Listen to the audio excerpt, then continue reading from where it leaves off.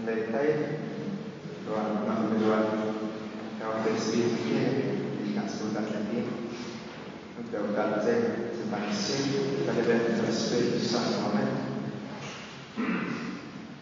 Issa għadis nirringrazzjawk tal-ħajja u nirringrazzjawk lejli fil-ħajja titlobna nimxu l-qudiem. Titlobna nagħmlu mixja fejn aħna nikbru miegħek. Għalhekk nitolbuk lejl tkun magħna fil-qawwa tiegħek matul ħajja. Biex hekk tibni l-qawwa tiegħek dejjem fil-jum tagħna, fil-mixja tagħna dejjem din il-maturità fik. Għalhekk nitolbok lejl li l-istorja tagħna, l-ħajja tagħna tlaqgħana mar-realtajiet li jgħinuna nikbru u jgħinuna niffaċċjaw tant realtajiet li jitolbuna nagħmlu din mixja. Tkun magħna lejl matul dawn it-tletien permezz tal-mesibiet li se naqsmu biex hekk narfu lejn kemm lil nafusna u kemm il-ħidma jew il-mixja li lilna. Tolbu dan Kristu Sidi. Amen. Tajjeb, nżid lejla tajba għal-għalin tajjeb. Hekk id-dogosta li se naqsam magħhom dawn il-mesibiet ma' dawn ma' din il-mixja partikolari ta' kif aħna nikbru fil-bniedem jikber kontinwament. Il-bnedmin kollha jgħaddu minn din l-istorja, issa jista' jkun li l-bnedmin jifhmu x'imkien u ħafna mill-bnedmin jifhmu fil-bidu. Imma kollha huma msejħin jgħaddu minn din l-istorja f'Tonskin.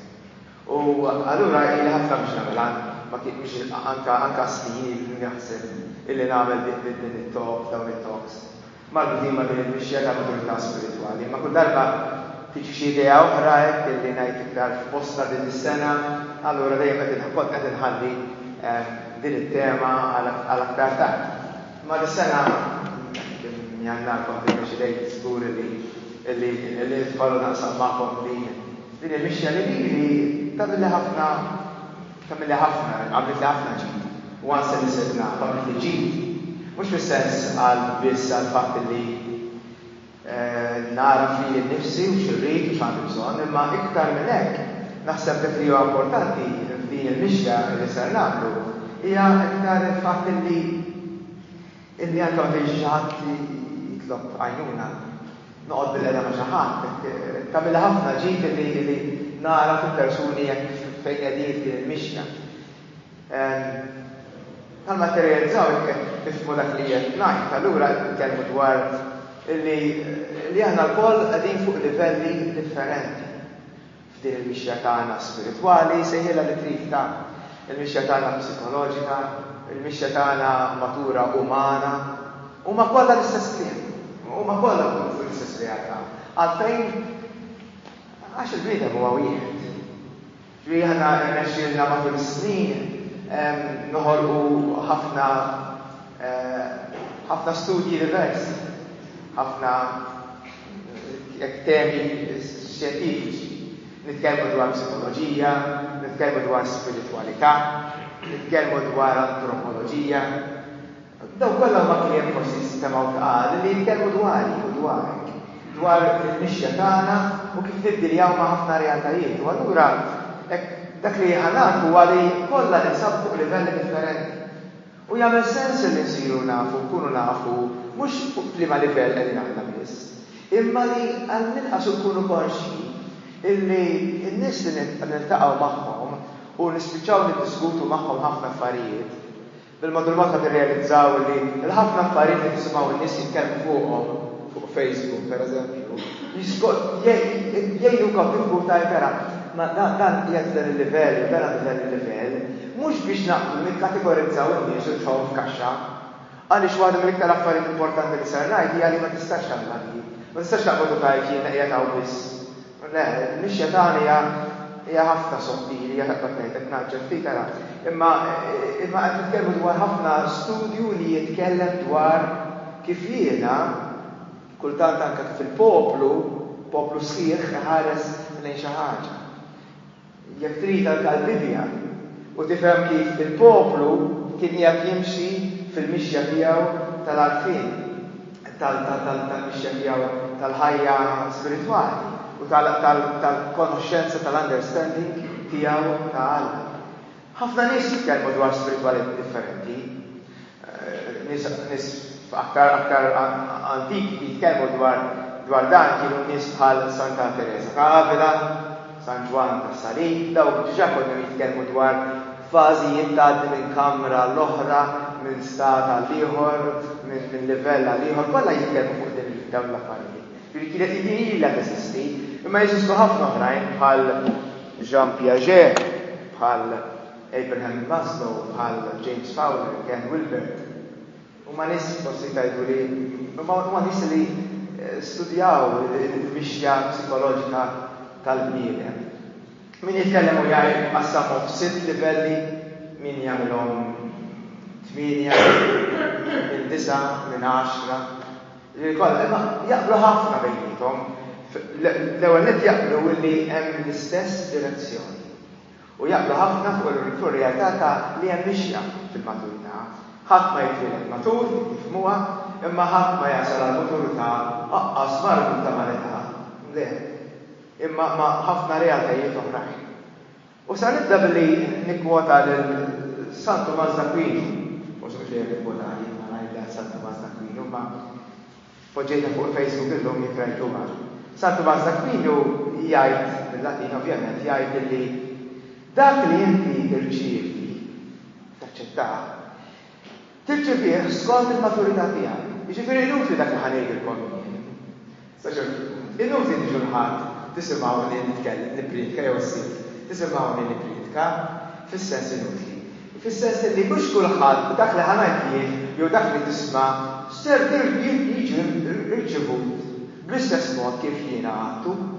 Le ta' mill-esperjenza tiegħi ta' dawn is-snin li nippriedika kważi darwaqt nagħla 32 sena għal nippriedika fil-qudies.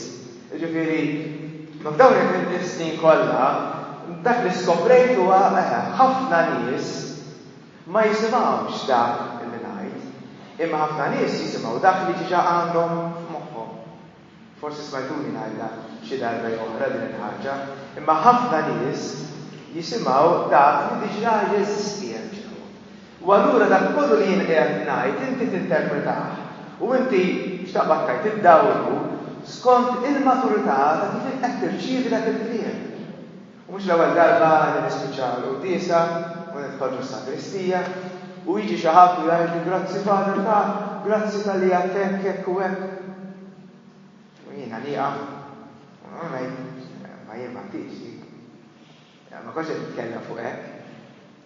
Jien niftakar darba kont għadni djaknu hawnhekk ġod il-kappella stess u Fader John kien qiegħed jippriedika hawnhekk u daħal ġol kappella u għawġu sakristija wara u niftakar mara skuna qabel fil-posta daħlet tiġri warajna u tagħtu ħasla Stephen vera, tagħtu ħasla għadix bdittajt li kixfilha l-nubit kollha quddiem kulħadd. U ta' beda jgħid qatt ma qara rafa mal-inqas, imma din dan kienet konxja ta' din ir-realtà tagħha illi dak li kienet jgħid laqgħa fuq tal-livell u tista' dak il-livell biss. U allura rrabjat miegħu, literalment rrabjat miegħu x'kont ġew miegħu u ħadfitu ta' vera. Forsi huwa ftit ovvju li meta tismaħħa u tgħid vera, inti tirċievi skont kemm int matur tismaħħa dik xi ħaġa. X'l-ewwel darba tkun qed titkellem u tgħid tkellem tqil. Tifhimha bejn tfal u bejn nies maturi, meta titkellem tifhimha. Imma hawnhekk mhux qed titkellmu issa fuq il-maturità tal-lingwaġġ li qed nuża, mhux qed titkellmu dwar il-kliem tqil li użajt, illum diġà tkellim dwar soċjoloġija, antropoloġija, psikoloġija, kollha kliem bombastiċi forsi għaxu minnkom. Mhux qed titkellem dwar kliem tqil. Qed titkellem dwar il-ħsieb innifsu, mhux il-kliem li użajt. Imma l-ħsieb innifsu kif jasal għandna. Il-ħsieb jasal għandna skont San Tommas propju skont il-maturità tagħna. U allura hemm livelli differenti ta' kif tirċievi dik il-kelma. Bħalma Ġesu jgħid, Ġesu isemmija din il-ħaġa, tiftakru fil-parabola ta' żerrija ta' dak li mar jiżra, iż-żerrija u xi żerrija waqgħet fil-modija, oħrajn qed bix-xewk u fuq il-blat u fil-ħamrija. Ġesu ġa kien qed jirrealizza li l-kliem jasal fuq livelli differenti, l-istess kelma, iż-żerrija kienet kollha l-istess. kienet żerrija tajba. Imma waqgħet fuq modijiet fuq terran differenti.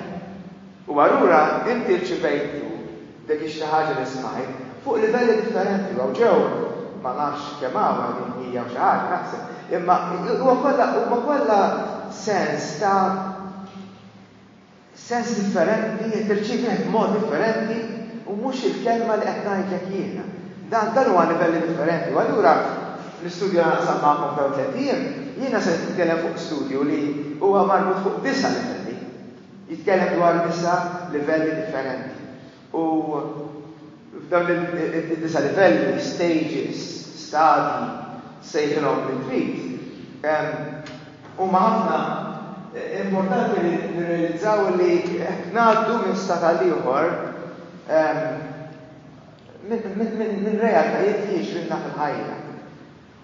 Jiena verament fid-direzzjoni spiritwali żommhom ħafna fuq dawn. Għaliex jgħinuni nifhem fejn hija xi ħadd biex inkun nista' ngħinu, għaliex ma tagħmilx sens li inti hija ta' wisfel u jiena nkellmek hawn fuq u allura ma jasalx bl-ebda mod. Ngħinek biex tinqala minn hemm isfel forsi, imma ma nistax nitkellem miegħek fuq jekk inti hija titkellmu hekk biex tifhmuni daqsxejn għalissa, jekk titkellmu fuq stage 2, level 2, u jiena nitkellem fuq level 5 ma tifhimni assolutament xejn u tirridikolani. Dak li Ġesu jħobb jgħid, meta titkellem dak il-mod tkun qiegħed taqbad il-ġawwa xi ħaġa prezzjuża u tagħtiha lill-ħnieżer. U l-ħnieżer jemġuha b'taħt saqajhom kull ma jagħmlu għax ma jafux japprezzaw xi ħaġa bħal dik. Xi ħadd li jgħid level 2 l-iktar kelmu dwar level 3 biex nispiraħ għal xi ħaġa oħra għal pass li jmiss. U hemm ħafna mod differenti u ħafna nies minduna li diffiċli jinqalgħu minn fejn huma minħabba li għadhom m'għamlux esperjenza qawwija b'xi mod jew ieħor. L-iktar importanti mhux li tgħid mela jien qiegħed hawn, mela jien qiegħed hemmhekk. Mhux dak l-iskop prinċipali ta' dawn it-talks. Għaliex mhux b'dak il-mod, waqqas u ħafna drabi ħadd tiskopri li inti timxi minn livell għal ieħor skont xi jimbutak. U allura iktar min ifittex u tgħid jien fejn qiegħed, u probabbilment se tgħid iva niftakarni hawnhekk, naħseb li b'xejn mela l-livell li nies qiegħed ġeneralment timxi dejjem livell il-quddiem milli tkun qiegħed, u dak huwa tajjeb tagħmel u ħafna tajjeb. Però inta li nixtieqhom tagħtu każ waqt li ħanagħmlu dawn 3 ijiem huwa dak li x'imbuttak il-quddiem fil-mixja li huwa l-aktar importanti. X'imbuttak minn livell għal ieħor. U dan se nagħmluh biex nippruvaw nifhmu aħjar lil nafusna. U jkunu f'idejna bħala x'aqbad ngħidilhom, nitfaħilhom għodda f'idejna. Qed nagħmel introduzzjoni tagħna, introduzzjoni ġenerali. Imma il-ħajja hija ħafna sottili, hija ħafna personali, ovvjament, tiegħi, ħajja tiegħi, mhux tiegħek.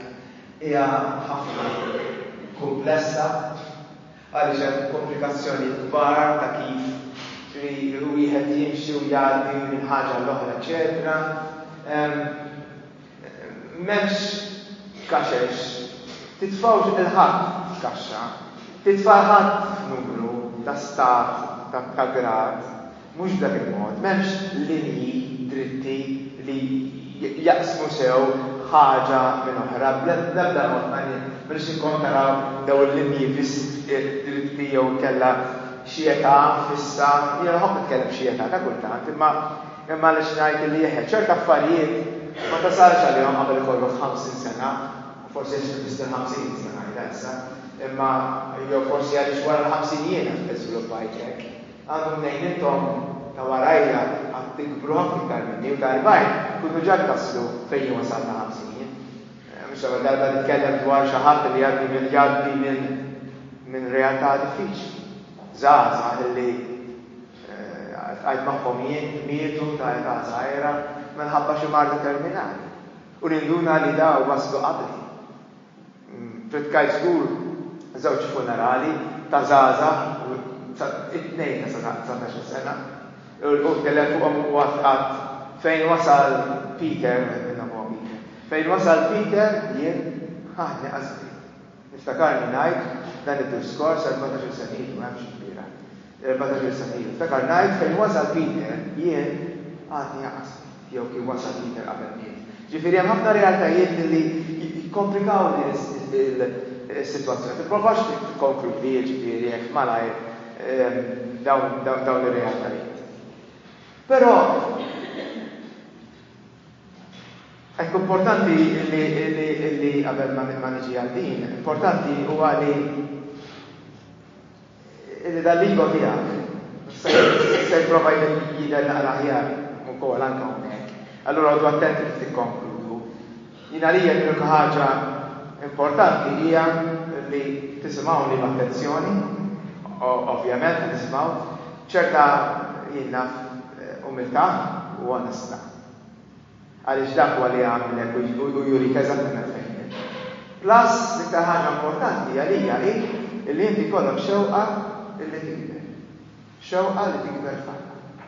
Jekk għandek din il-ħaġa, mhux f'dawn it-tliet talks qed nitkellem issa, imma nitkellem f'ħajta kollha. Nitkellem fil-bixxa tiegħek spiritwali kollha kemm sa dakinhar illi tieħu l-aħħar nifs. Di inti kollok xewqa illi tikber u li tikber f'ħajja. Hemm ħafna similaritajiet. Ekku, dan għal kol jgħid issa, prova nsegwu dak li hawn miktub hawnhekk. Tieħu żmien biex tagħmel din mixja. Hekk interessanti, forsi aħna nsemmi din il-ħaġa hija li dak li huma f'livelli għolja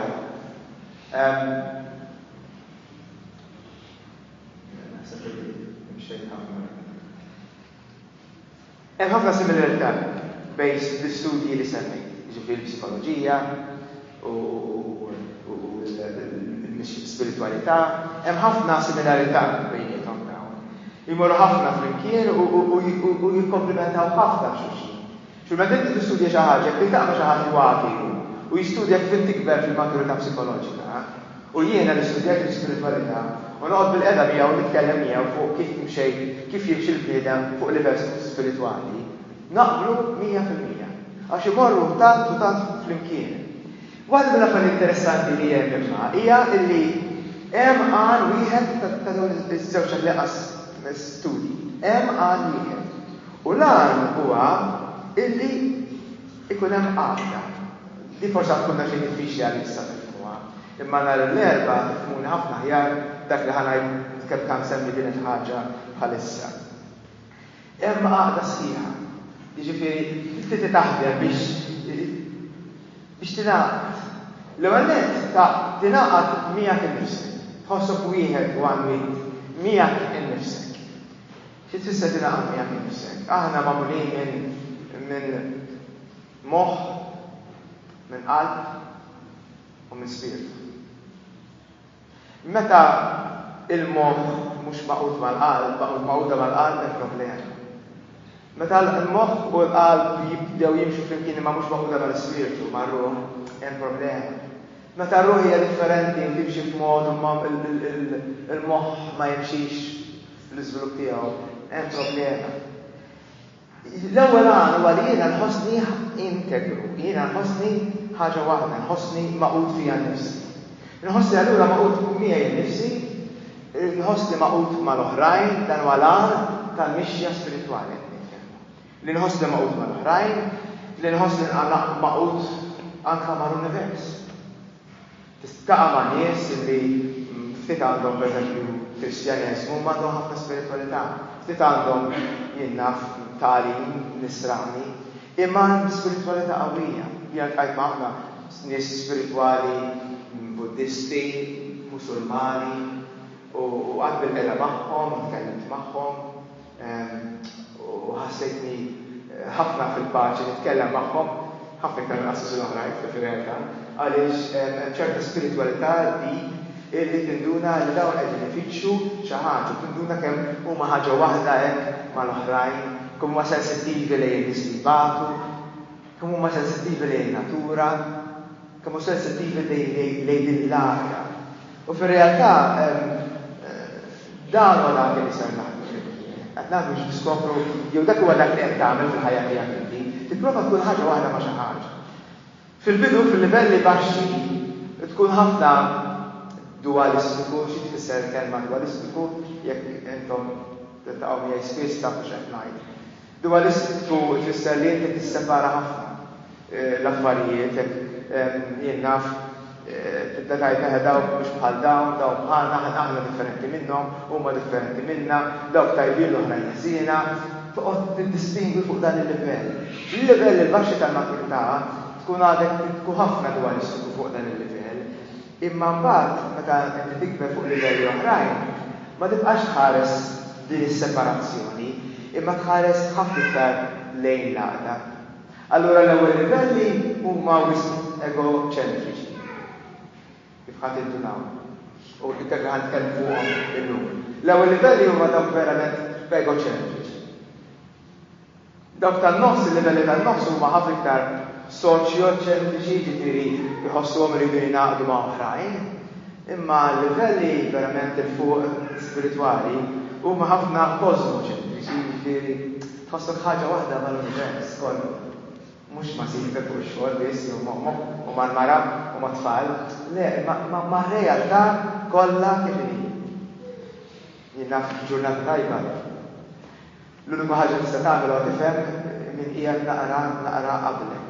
Imma ġeneralment dawk li huma ħafna l quddiem dawk tħares lejhom ħafna ikraħ għaliex ma tifhimhomx tarahom strambi, ħafna strambi. Kolla ngħid li aħna verament l-edmin narċisisti ħafna. Narċisizmu jiġifieri nħarsu biss lejn anfusna. Jien niġi dejjem qabel kollox. Dak li tarhom ħafna qablek, ħanajdem nista' dijek biex tifhmuni aħjar. Dak li tarhom ħafna qablek, tħares lejhom u tarhom kemm huma strambi, kważi redikoli. Tibda tgħid li naf dawn żbaljati dan nies, dawn huma eretiċi, anzi, titkellem fuqhom bħala perikolużi, huma nies ħafna perikolużi. Jien naf nies bħal profeti, bħal Ġesu, nies bħal Gandhi, nies bħal Martin Luther King Jr. Tifhem fejn dawn qatluhom. Għaliex huma fuq livell tant għoli ta' ħsieb hemm ħafna nies oħrajn u mhux kollha nsara bħal Gandhi u ma nisra nsara xejn. Imma fuq livell ta' ħsieb li ħossuhom ħaġa waħda maqudin oħrajn bħal Nelson Mandela. Nelson Mandela li joħroġ mill-ħabs wara ma nafx kemm is-sena, ċella waħda għal ħafna snin u joħroġ minn ġew mibdud u jimxi l-ispiritualità tiegħu jimxi tant fuq livell profond illi joħroġ minn hemmhekk u l-aħħar ħaġa li tiġi f'moħħu tkun bħalma jridu l-kumplament tan-nies għax jaslu mal-ewwel bħala lider tkun illi jpattu lill-bojot x'għamlu bis-Suwed. U Nelson Mandela kull ma għamel kien illi għażel il-bojot ikunu parti mill-kabinet tiegħu, mill-pulizija, għal-jomem, għax ħareġ u jgħid le, jien m'iniex hawnhekk biex neskludi, nifred, imma biex naqqal. U dawn huma nies perikolużi. Mandela mhux kienu wieħed li ma nixrobx joqtlu l-list. Imma huma persuni bħal dawn illi għamlu mixja u mixja verament profonda. U allura ir-realtà tagħna fejn qiegħda nifhmu b'onestà dak li livell baxx jħarsu lejn livell għoli stram ħafna. Dawk li huma fuq livell għoli bħal Nelson Mandela, bħal Gandhi, eċetera, kienu Ġesu Kristu, ma kellhomx problema jaċċettaw lil oħrajn illi huma differenti minnhom li huma għaliex dawn qed jafu ħafna onestà illi huma kienu hemmhekk fil-mixja tagħhom. U t-tieni għaliex jafu wkoll illi trid tieħu żmien, trid verament tieħu żmien biex tikber. Allura, x'imexxi minn livell għal ieħor? Dak li jmexxina minn livell għal ieħor ħafna drabi huwa normalment, għan nitkellmu fuq normalment, huwa xi tip ta' uġieħ. Huwa xi tip ta' tbatija. Huwa xi tip ta' falliment. Esperjenza ta' darba. Tkun li ma tagħmilx differenza, se tkun ċuċata, affarijiet sempliċi ma li għalik jfissru ħafna. U bħalma tqajt ma' żagħżugħ ftit ġimgħat ilu, il-falliment tiegħu l-ewwel sena l-università, imma tant kien kbir il-falliment ta' din l-ewwel 6 xhur fl-università illi kif kisritu, farkitu kompletament. Imma l-mixja spirituali li għamil magħha jitkellem dwar il-ġurnata partikolari ġi jitkellem miegħi u jgħid jara it-tnejn ta' frar ġrat li hekk u dik ingħamel sjaqa' jitkellem fuq ġurnata. Niftakar ċara x'kux tiqgħid. Tnejn ta' frar. Għaliex imma kollu huwa frott ta' daqqa kbira ta' falliment qawwi illi ma ħallix fejn kien f'dak is-sens ta' dik il-mixja. U allura jagħmel dan id-dlam jagħmel differenza. Fil-fatt San Ġwan tas-Salib fil-teżi tiegħu fil-kilbit tiegħu tal-ispiritualità tal-mixja jitkellem ġil probabbli smajtu dwar the dark night of the soul. Il-lili mudlama tar-ruħ. Din dawn il-momenti diffiċli. Dak li kien jagħmel sens qabel, meta tagħmel mixja minn stat tal-iba, dak li kien jagħmel sens qabel, ma jibqa' jagħmel sens xejn. Dak li kien jagħmel sens qabel, ma jibqax jiswilek u ma jibqax jagħmilek ġid. U dak li kont qed tant tigrafa miegħu, għax kien tant importanti, tinduna li spiċċa fuq fix-xejn, dak fih nifsu huwa uġieħ kbir. Santa Teresa ta' Avila titkellem fuq dan l-uġieħ u tgħidu qar mill-esperjenza tal-infern. Hekk titkellem Santa Teresa ta' Avila fuq l-uġieħ ta' din il-mixja bil-mod li inti tagħmel. Jiena għalija tiġa tkellimna fuq dan, għalija din hija l-fidi vera. Għalija din hi l-fidi vera. Ħafna mill-fidi tagħna hija biss kosmetika, hija biss emozjonali, hija biss kulturali, hija biss tradizzjonali, hija biss sens hekk illi tagħtik xi ħaġa għall-mument u kultant tfisser ħafna għaliex tgħid ma tnix nidaj, ma tnix nitkellem ħażin, ma tnix nagħmel hekk, waqafna ta' droga. Tajb, nafx fejn ħażina, imma dik it-tip ta' fidi hija fidi tal-mument, mhix il-fidi vera. Fidi vera għalija huwa din il-fidi li inti tagħti minn dan il-perjodu ta' tlam u tibqa' mezzo. U tibqa' minkejja li hemm it-tlam tibqa' tafda lill-għajja. Għalhekk fidi. Tibqa' tafda għalija dan din hija fidi vera taħdem fil-ħajja tagħna. Taħdem b'mod sħiħ.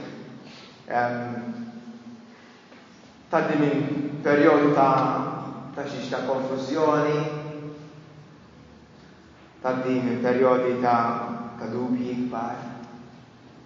Ħafna nies jitfixklu ħafna kemm ħafna nies jiġu jkellmuni għaliex fader ma tnix nemmen, fader ma tnix naħseb dan mod, fader ma tnix inħossni kif kont nħoss qabel, din hija xi ħaġa li kontinwament kont niltaqa' miha nitbaħħa.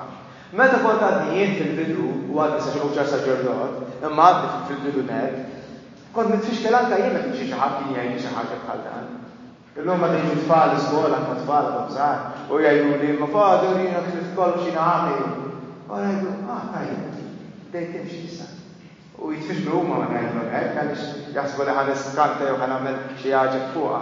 Ma fir-realtà is-sens sħiħ tad-dubju li tibda tagħmel li dak li inti grafajt miegħu minn għalik kien qed ħafna, imma dak kien għadu l-iżel livell, jekk inti ma tibqa' marbut mal-iżel livell għaliex dak jagħtik ħafna sigurtà, pereżempju, biex it-tradizzjoni tagħtik ħafna sigurtà, allura ma tiċċaqlax, allura tibqa' hemmhekk, imma il-konfużjoni, id-dubju, it-tlam, il-ġlida miegħek innifsek, il-konflitti, il-kontradizzjonijiet li tibda taħbad magħhom, dawn kollha jgħinuk ħafna biex tagħmel din il-mixja fil-vera sens tal-kelma. Dispeċini ngħid ħanajdilha wara illi ir-reliġjon tagħna f'din il-parti tad-dinja partikolarment fil-West, aħna tal-ewwel dinja, aħna fil-West li naħdmu ħafna b'loġika, ħafna filosofija fil-moħħ tagħna. Id-Knisja tagħna f'dan il-każ għallimna ftit li xejn kif nimxu f'dan il-każ. Ftit li xejn. Issa kellna studjużi kbar u qaddisin kbar mistiċi, ngħid jissemmi biss Santa Teresa d'Avila, San Ġwan tas-Salim, kotbu oħrajn profondi ta' Brother Lawrence, per eżempju, qawwin ħafna fuq dan il-livell, imma xorta waħda għalmitna ftit niffaċċjaw il-ħam. Kważi għalmitna naħarbuh, kull darba li xi dubju, ħarbu. U bqajna ma kbirna qatt. Ħafna nies ma kibru qatt. Mhux forsi skalkament illi tgħid illi għal ħafna sekli kważi mill-Medjuevu sas-seklu ieħor l-unika qaddisin li sa għamilna qaddisin kienu sorijiet, patrijiet, assisin, istifijiet u papi. Għaliex? Għax kienu forsi jiffaċċjaw imma lin-nies kollha kważi werruhom jidħlu fuq dan il-livell għalija dan huwa l-qofol tal-fidi biblika. Il-qofol tal-fidi li hija fl-Iskritturi. Huma biss il-profeti u l-mistiċi illi kienu onesti dwar għalli. U profetu u mistiċi ċed jitkellem fil-Biblja, jitkellem matul dan is-sekli fil-Knisja Nisranija. Kien hemm ħafna profeti u kien hemm anke mistiċi illi għamlu din il-mixja fuq dan il-livell. Ma tistax tagħmilha waħdek. Għandek introduzzjoni ma stafattemx fuq l-ewwel żewġ stadji fuq m'għandux. Ma tistax tagħmilha. Trid xi ħadd jigwidak. Please. Trid xi ħadd jgħalmek, xi ħadd jurik. Santa Teresa d'Avila kienet tajt l-ikbar problema li tista' tiltaqa' miegħu fil-mixja spiritwali. Santa Teresa d'Avila mhux il-kbir għandha fis-seklu 16. Kienet tajt l-ikbar problema li se jkollok fil-mixja spiritwali huwa id-direttur spiritwali. Is-saċerdoti. Dik kollha saċerdoti kienu jkunu. Kienet tajt għax kien hemm ħafna qassisin illi ma kienx jagħmlu aktar studju wara żmien. Kienet tajt ikbar għax jekk huma jkunx għamel din il-mixja ma jistax jgħinek. Imma jekk inti tmur għal xi ħadd li jagħmel din il-mixja se jgħinek jgwidak, jgħalmek u speċjalment f'dawn il-momenti ta' dlam. Meta ma tkun tista' tifhem u ma tkun tista' tara xejn, allura għandek bżonn. Normalment jekk ma tsibx għajnuna fuq dal-livell, tibqa' fejn tkun ma tiċċaqlaqx bl-ebda mod. Dan huwa x-xogħol tad-direttur spiritwali, ix-xogħol anke ta' omelija, ix-xogħol ta' eżerċizzi, huma kollha fuq dan il-livell suppost għandhom ikunu biex jgħinuk tagħmel din il-mixja. Ġesu, tiftakru Ġesu kien ifaħħar ħafna fidi, dejjem kien jgħid il-fidi tiegħek salvatek, il-fidi tiegħek fejqitek. Din hija fidi qed titkellem fuqha Ġesu. Ma iktar ħaġa importanti jekk l-imħabba mhux hekk. Imma din hija l-fidi li twaslek għall-imħabba li huwa lan tal-Kristjaneżmu. L-imħabba l-għaqda, l-imħabba bejn kulħadd. Dik huwa lan. Il-fidi se tagħtik mixja profonda u ħafna drabi diffiċli biex tasal semmek.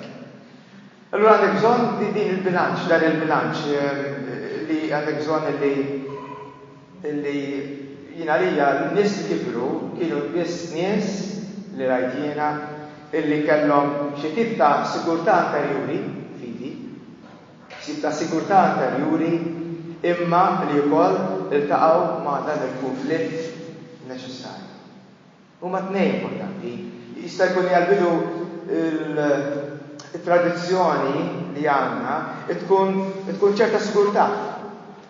Imma d-dubju u l-ħsieb profond idaħlek f'konflitt miegħek innifsek spiritwali. Min jibqa' min-naħa fil-ħafna tradizzjoni u għamija li mur fuq naħa l-oħra jistoqsi kollox, jixkar kollox u ħafna mistoqsijiet li jarmi kollox.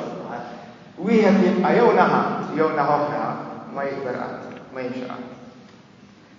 L-ewwel stadju, ħanitkellmu żewġ stadji. L-ewwel stadju, jiena semmejtu hemmhekk, jiena u l-istess tiegħi. Jiena u l-selfie tiegħi. Il-bera l-baba ħa selfie l-bera. Ħa selfie, ma żgħażagħ. Ħadu vera ħadu għal għasek smajt. Jiena u l-istess tiegħi. Dan l-ewwel stad tal-ħajja, jiena ġeneralment il-bniedem jidentifika lilu nnifsu, miegħu nnifsu.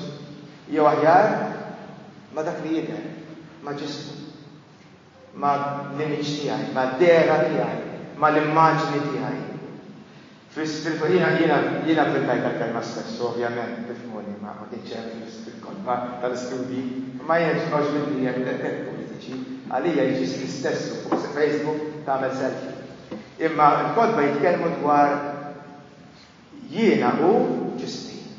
Ġismi u dak li jien. Dan huwa it-twemmin ta' tarbija fil-psikoloġija, it-twemmin ta' tarbija hija din. Dan fejn it-tarbija li ma tafx tagħmel differenza bejna l-ewwel tagħmel qasam tagħmel differenza bejna u omma. Dan tkun ħaġa waħda bejna u omma illi waqt qed tixrob u tħares lejn omma ċerta, tħossha omma hija hi.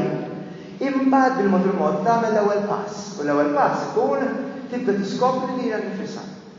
Dak tarbija ta' pazzajja u tollija u tħares lejn saqajja ma' idejja ma' swaba, tara tagħmel din ix-xejn. Dik hija l-ewwel pass fejn inti tibda tiskopri imma t-tarbija għadha jew mhux tarbija biss imma anke it-tfal fil-bidu nkunu għadna ma nafux naqdu dak li għad l-ewwel il-ġisem mal-qalb u mar-ruħ. Imma jibqa' dan il-ġisem biss. U l-ewwel stat jeżisti biss jiena. Huwa kull ħaġa li hija separata b'dan mod hija limitata ħafna. U nkunu qegħdin hekk aħna nħarsu lejn anfusna bħala kif nidherjin minn barra. Allura jiena ħażin ikun xi ħaġa diġà. Naf ma importax nġib eżempji bħal dawn. Għat-tarbija se tgħid li ta' sabiex tistodja ma tagħmel ikolli. Li tagħmel popò pipi u li tixtieq il-kamra u tikol u li tagħmel ħafna affarijiet oħrajn huma l-istess. La hemm mistija, la hemm ħabib, xejn, għalija m'hemmx differenza. Dan ġismi li jagħmel hekk. Tiftakru t-tfal għad jiġu ferħanin bil-poti jiru biex jagħmlu x'kapaċi jagħmlu, dik hija importanti ħafna fil-psikoloġija jis li tfakruhom ħafna jiġu ħafna, importanti ħafna, għax ħafna low self-esteem ġej minn hemmhekk. Ħafna low self-esteem fil-psikoloġija jitkellem. Imma dak li jien nagħmel, ġismi jagħmel, eċetera, huwa dak li jien. Allura forsi għalhekk niggustawhom it-tfal hekk. Niggustawhom għax għandhom din l-innoċenza nsejħula illi ma daħlux fil-ġen ta' ħafna ħsieb bħal ma nagħmlu aħna mhux hekk. Għal-jom xejn jgħidlu fil-kamera qudiem kulħadd erwini. Xorta xem ħażin, xem speċjali, xem ta' riskija, għas xejn. U naħseb l-ewwel darba li jibdew jitgħalmu jisku, meta jaraw lilna nirreaġixxu. Jibdew jitgħalmu jisku. Għax jaraw ir-reazzjoni tagħna kif aħna nġibu ruħna magħhom. F'dan l-ewwel stadju mela jien dak li jien u il-ġisem tiegħi. Allura id-dera tiegħi li mhix tiegħi huwa iktar ħaġa importanti. Moħħni jkun il-mod ta' kif nieħu gost nippreżenta lili nnifsi. Huwa importanti ħafna. Kif ħadd ieħor jitkellem fuqi, kif ħadd ieħor jitkellem fuq xjara fija. Fid-dera jitkellem hawn. Allura ovvjament l-istessu jkun mhux tal-tnejn filgħodu fis-sitta ta' filgħodu għal maħsib biċċek, naħsibx inti jkun hemmhekk tieħu selfie inti, imma probabbilment is-selfie ħadieħdu s-sitt fil-għaxija toħroġ x'hekk xi ħaġa hekk tagħmel. Ġifieri id-dera tiegħi nnifsi hija l-iktar ħaġa importanti jew pjaċir illi kif nidher u quddiem l-oħrajn, eċċetera. F'dan il-livell jiena nibda mbagħad nibda nippreokkupa ruħi kif bil-pjaċir tal-ħajja li tini, is-sigurtà, nibda nippreokkupa ruħi kemm insejf, Dan huwa livell ta' dan il-ħsibijiet. Kemm jinsejf u nibda niddefendi ħafna drabi niddefendi dak li nippossedi, dak li hu tiegħi, nibda niddefendi ħafna. Dan huwa fil-livell, fl-ewwel livell għandna, jiġifieri fuq ħafna livell materjali. Anke moralment, jien dak li jagħtini sigurtà huwa li jiena nidher moralment tajjeb. Il-ħajja ġeneralment hija dwar kif nipproteġi n-nies. Eżattament kif nipproteġi n-nies. Kull stadju ngħidlek il-ħajja li qed tfisser kif jien nagħmel xi ħaġa. Il-ħajja ġeneralment hawnhekk tfisser kif nipproteġi n-nies. Allura naf nista' dan li jitkellmu ħafna fuq gwerer u ħafna argumenti u ħafna affarijiet bħal daw u l-armi. Mhux ħad titkellem fuq l-arti, mhux ħad titkellem fuq kultura, mhux ħad titkellem fuq spiritualità. F'dan il-livell għadna nisfel. F'dan il-livell nies huma ġeneralment dualistiċi ħafna. Ġeneralment għax mhux qed inkollu, ma bija dejjem dualistiku, dejjem naħsbu fuq aħna u huma. Dejjem naħsbu fuq mela jew hekk tifrek. Mela dak tajjeb u dak ħażin, jew dik il-ħaġa ħażina tagħmilha u dik il-ħaġa tajba tagħmilha. Dan huwa il-mod ta' kif nitkellem. L-interess huwa dejjem fil-grupp tiegħi, it-tim tiegħi, il-partit tiegħi, il-parroċċa tiegħi, Malta. Ġi dejjem fuq dan il-livell ta' tribù jissejjaħ. Kelma tribù, aħna lina l-Maltina u tribù xi ħaġa antika tan-nies, le tribù fis-soċjoloġija hija kelma li tintuża fejn jiena inħossni maqut mal-klen tiegħi. Ma dawk li huma mal-grupp tiegħi, ma dawk li huma miegħi, dejjem miegħi. Dak huwa l-mentalità tat-tribù fejn jiena nibqa' noqgħod attent jien noġob lil dawn in-nies li jkun magħhom.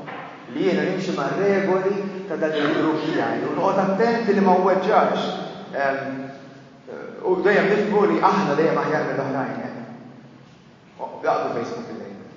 Xuf tewaqraw. Taraw n-nies kollha jitkellmu fuq dan il-livell, meta jdaħlu politika, meta jdaħħal xi logħba, ta' sittu ħaddek tisma' ħafna u tnejn filgħodu, li tisma'u jġieldu fuq x'tab differenza tagħmellek? X'differenza tagħmellek it-tim tiegħi aħjar. Anke kif naf 3-0, imma t-tim tiegħi xorta jibqa' aħjar. Jekk din is-sens qawwi fuq dan l-livell. Xi mexxik tal-tieni stadju, ġeneralment dak li jmexxik għat-tieni stadju ovvjament huwa li x'imkien ser titlef ftit minn din is-sigurtà u il-pjaċir li jtikek li tidduna li dak li qed tiddependi fuqu mhuwiex eżattament dak li qed tistenna. U xi ħaġa tiddeżappuntak. U allura timxi għalla fit-tieni stadju. Tieni stadju ma taraw min jien issa jiena u l-imġiba tiegħi, mhux id-dera tiegħi. Il-tieni stadju huwa jien u l-imġiba tiegħi. Din hija fejn ħafna mill-umanità nisabu. Ħafna minnha hawn ġew bil-qiegħda aħna nsabu f'dan l-istadju. Din huwa l-istadju fejn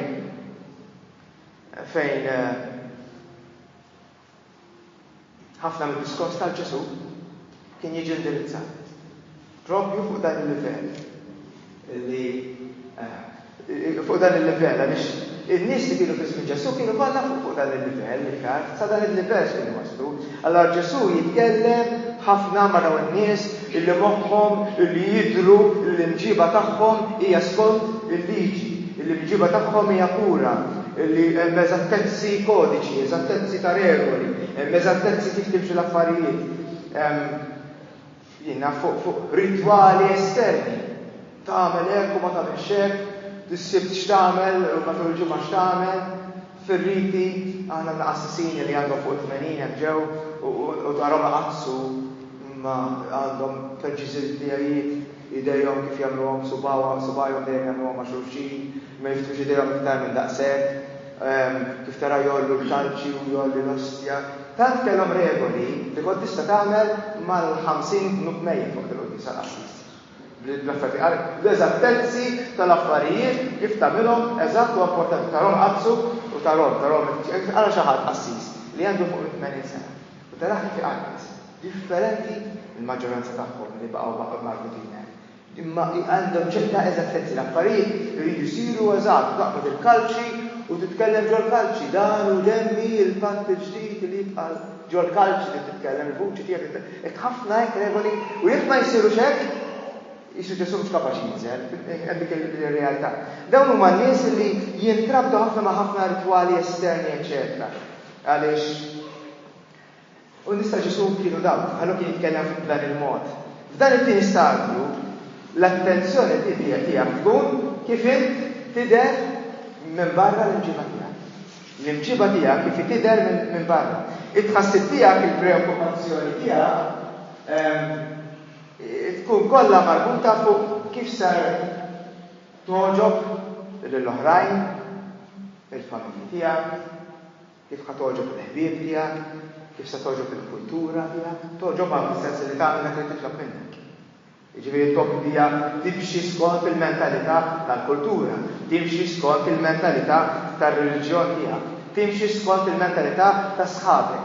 U l-għod bdew qablu magħha meta ikunu teenagers, taraw tfal, 13-14 sena, jogħġbu xulxin jekk xi ħadd jagħmel xi ħaġa u l-fettulu jagħmel xi ħaġa ħażina biex ikun nħobbun miegħu nobbi dawn regoli li huma unwritten rules imma qegħdin hemmhekk għax tal-tribu tal-klen tagħna.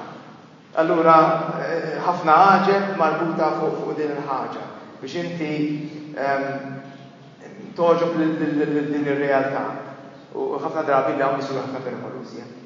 Gruppi li jidħlu f'dawn ix-xirki. L-ISIS huwa eżattament dan il-livell ċar.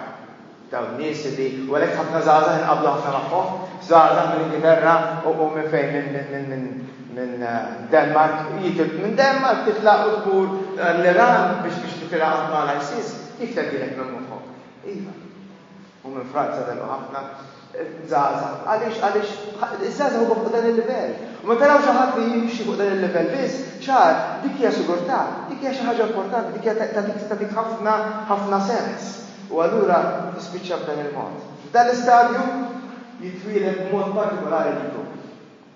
L-egoizmu tiegħek ikun sfrenat.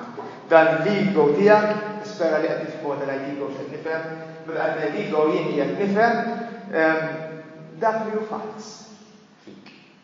Mhux il-vera jien. Dak li jidher minn barra l-maskla, l-image, l-selfie li inti tieħu biex tidher sabiħ, dak huwa l-ego, mhux qed tgħid xi ħaġa ħażina, għax prattikament huwa importanti dan, imma dak li huwa fals fik, li jinnega il-verità tiegħek innifsek. Li tinnega din il-verità tiegħek innifsek. Ġeneralment inti qas tistiduna dan, jiġifieri ikun anke moħħbi minnek innifsek, din ir-realtà ta' dan l-ego. Tibda tippretendi li inti u dak illi jidher tajjeb quddiem il-grupp tiegħek jew ir-reliġjon tiegħek. L-identità tibbena fuq kif inti tiddefendi l-imġiba tiegħek. Għal nies jiddefendu kontinwament l-imġiba tagħhom mela ħares taqbadhom xi ħaġa ħażina. Però kif jiddefendu malajr l-imġiba tagħhom. U din hija aktar importanti moralità tiegħi u aktar importanti mill-moralità tiegħek. Tiddefendi mbagħad ħafna affarijiet il-grupp tiegħek, tiddefendi l-komunità tiegħek, tiddefendi r-reliġjon tiegħek, l-ġenajt, tiddefendi r-razza tiegħek, tiddefendi l-knisja tiegħek, il-nazzjon tiegħek, għax tagħna dejjem huwa superjuri għall-oħrajn. Il-ħafna sens ta' patriottiżmu huwa dal-livell, moħħna biex nagħmlu tfal ikaltaw lil Malti. Li ġar it-tfal jgħidilhom aħna mhux bħal oħrajn. Aħna ma nix għafek kull mal-oħrajn. Aħna differenti minn oħrajn. Mhux ħajja ħażin, mhux ħażin f'kuntent li int Malti. Ma jiena kuntent li jiena uman u l-umanità kollha hija fuq l-istess livell. Allura kuntent li qed uman mal-oħrajn. Ma din hija realtà. Din hija nisejjaħlu l-mentalità ta' tribu. Imma dan huwa stadju huwa livell neċessarju. Għeddi xaġa għazina, Qed ngħidu dan huwa parti mill-istadju. Biex inti titla' it-tielet skala, it-tielet tarġa, mhux toqgħodx taqbad skala, tibda xi tarġa u mbagħad titla' tieni biex titla' tielet. Allura kull tarġa hija importanti, xi mhux qed titkellmu dwar dan huwa ħażin, jekk hemm xi ħaġa ħażina u jekk titqellem. Dik biss ħażin, mhux qed nitkellmu dwar xi ħaġa ħażina huwa neċessarju. Għaliex? Għax inti tħossok ta' xejn dinjità tiġi minn hawnhekk fid-tiegħek innifsek. Il-poplu rudi weħel hawnhekk għaliex huwa kien iħossu il-magħżul. Aħna magħżulin minn Alla. Ara l-poplu l-oħrajn le. Aħna il-magħżulin ta' Alla. Fil-psikoloġija dik hija importanti ta' ma importanti ma tibqax hemmhekk. U sallum qed tiltaqa' mal-Lut diskutejt fil-qiegħda ma tantx kelli argumenti kbar ma' Lut jien imma il-ftit li kelli kienu kollha dejjem f'moħħhom Alla għażel lilna, Alla tagħna dan il-post, allura ġrid kollu mal-Palestinjani, eċetera, għax Alla għażel lilna noqogħdu f'dan il-post tajrulna Alla. U allura aħna mawżulin, aħna sinifikanti, aħna importanti, aħna tieħu d-dinjità tiegħek, which is good. Allura qed sens qawwi ta' din l-identità. U l-frontieri neċessarji li inti għandek bżonn fil-politek, bżonnitek, inti għandek bżonn dawn il-frontieri. Imma ħafna nies jinqabduha u jmutuha. Ħafna nies. Ħafna mill-anzjani tagħna jiddispeċini ngħid baqgħu hemm ħajjithom kollha. Tal-anzjani ta' dan-iż-żmien jien ma nafx ħafna anzjani oħrajn. Anzi naf anzjani oħrajn. Fadina dħalt brother hawnhekk Sant'Agata kelli 17-il sena, nitkellem fuq 1977-78. Ix-xjuħ li kellna hawnhekk kienu bħala brothers għax l-MSSP baqgħet ħajja għax kien hemm brothers mhux qassisin kollha telqu. U baqgħu il-brothers biss, u dan brothers żammew is-soċjetà tagħna ħajja l-MSSP bħala kongregazzjoni reliġjuża. U dan brothers fil-livell tagħhom kien profond, kien bellezza, kienu nies bla skola, kienu nies imma il-profondità, il-maturità, il-żbuħija tagħhom u taċ-ċajt tagħhom u kien fuq livell ieħor. Mill-anzjani li nagħna llum 2019, differenti għal kollox. Jiġifieri ħafna mill-anzjani tagħna baqgħu propju fuq dan il-livell u jidhru li jibqgħu fuq dan il-livell ta' tribut, il-livell ta' tribut. Jalla nimxu minn hawnhekk. Mela hawn qed nitkellmu fuq dawk illi jippruvaw illi għalihom kollox huwa win-lose mentality. F'mod xi nitkellma win-lose, jekk jien qed tirbaħ jien qed titlef. Jekk jien qed nirbaħ jien qed titlef, qed neħu gost. Għandi il-mentalità. Ma nafux nitkellmu fuq win-win. Ma ngħidux hemm biżejjed għal kulħadd. Ma jekk inti qed tirnexxi qed toħod li minn tiegħi, le. Għalfejn tiraġuna fuq dak il-livell. Imma dawn in-nies dan it-tieni stadju jibqgħu hemm propju fuq dan il-livell. Dan huwa l-livell ta' dak li jitkellmu dwar il-lemin estrem, il-far right, dawn huma kollha qegħdin hawnhekk, il-far right, dawn l-konservatizmu fals li jinsab ħafna f'kull nazzjon, jinsab ħafna f'kull reliġjon u li jeħel hawnhekk ma tinstab. Kif timxi minn hawnhekk ma nispiċċek illum? Kif timxi minn hawnhekk? Kif tgħaddi issa minn hawnhekk? U fuq dan nitkellmu magħna għada fil-għaxija. Biżmien l-imġiba esterna tiegħek jien qed tipprova tippreżenta li kollu u tal-grupp tiegħek x'imkien jibda jiddiżappunta. Dan huwa d-diżappunt illi tittiltaqa' miegħu. Tibda tirrealizza li mhux qatt waħsla kif kien din it-tibta din it-tip ta' moralità li tidher xi qaddisa quddiem kulħadd din qed waslek kif kien.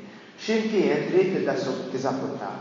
Jekk ma tiddiżappuntakx tibqa' hawnhekk. Tibqa' fuq dan il-livell sal-aħħar ta' ħajtek.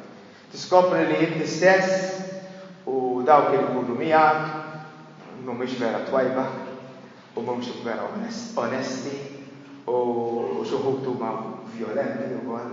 Bduna, di mhux qed wassalna. Dan huwa l-bidu biex tibda tiskopri dak li hu negattiv u tibda ġlieda miegħek innifsek. Il-ġlieda ta' bejn l-ewwel livell u t-tieni livell biex tmira. Imma l-ġlieda fil-darba biġu għal-ġlieda l-kbar. Il-ġlieda bejn livell stage 2 għal stage 3, il-ġlieda miegħek innifsek hija ħafna iktar qawwija. Jekk ma tkunx lest li tagħmel din il-bidla ma tidħolx dan il-passaġġ mudlam, għax huwa passaġġ mudlam, l-ewwel passaġġ mudlam qed nitkellmu fuqu li huwa neċessarju, ma jekk ma tidħolx fih ma tagħda għall-stage li kien imiss. Għada nitkellmu dwar aħna probabbilment kollha qegħdin, ma ksawnek kulħadd. Sal dak li qed nitkellem fuq il-lejla kollha għaddejna, kollha qegħdin fih. Jekk bqajniex fih, jekk qedniex nilagħbu bejn stage 2, stage 3, u dan x'naġra tal-line grid, hija storja oħra. Ma ħafna minna żgur, kollha kemm aħna żgur li wasalna sal dan il-livell. X'ħajwaslek biex timxi? U meta timxi fuq tielet livell, x'jiġri, x'tiskopri, x'jgħinek, x'poġġilek dera aktar differenti. Dak nitkellmu fuq għada. Forsi lejla nixtiequ tifqu ftit silenzi żgħar, ma ngħid tisa tkun spiċċajna mbagħad żewġ minuti. Ftit silenzi żgħar. Forsi għandhom u aktar li tajt mistoqsija fejn. Mhux importanti li tara eżatt fejn. Xejn għandna first stage se naraw mhux faċli tagħmel dan fejn. Imma li tista' tgħid huwa jien lest li nittenna. U mulej lest li nittenna għaliex inti tajtni din il-ħajja, inti tajtni din l-umanità, illi tagħmel dan il-proċess, illi għandu din il-mixja. U jien nafdaq din il-mixja. F'din il-mixja jiena telaq fil-din. Din il-mixja nistiednek nisfidani, nistiednek tiċċarġani, nistiednek iddaħħalni fid-dalma tal-ħajja. Din id-dalma tal-lejl tal-rutina. Nistiednek mulej nitolbu mulej għaddini ir-realtà illi li tfixkilni, illi daħħalni fuq fil-kbar jgħid nifsi, li toħloqni ħafna dubji, li biex minn fejn hija l-każ. Mulej nitolbu għawni biex nara fil-bixja tiegħi u nistiednek mulej kompli timpurtani biex il-mixja tal-ħajja tiegħi ta' din il-maturità jiena blasta.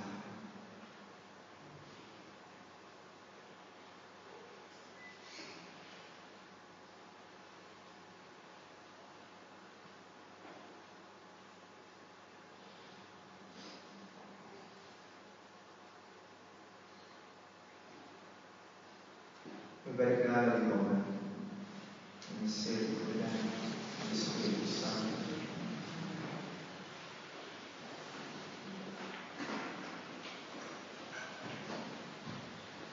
Nispera li nispera li t-realizzaw li ħafna x'nam. U allura għadna nindunaw minn għadna nindunaw li l-mixjetani jibtar. Għanajt dak najt għal-aħħar. Il-Kristjaneżmu jitlobna maturità umana, mhux qudusija bil-ħejlos. Il-Kristjaneżmu jitlobna umanità matura. Dak jitlobna l-Kristjaneżmu. U dak huwa l-iktar ħaġa diffiċli. Allura x'għamilna ħafna drabi aħna nisew ngħidha, għamilna reliġjon kultant ta' affarijiet ta' żgħar, ta' tfal, kultant redikoli biex inħossuna ħajja. L-età. Ġesu ġie biex jgħidlek il-ħajja jisbaħ, jikbar, jiktar libera minn dak li toqgħod s'issa. Il-Paċċja.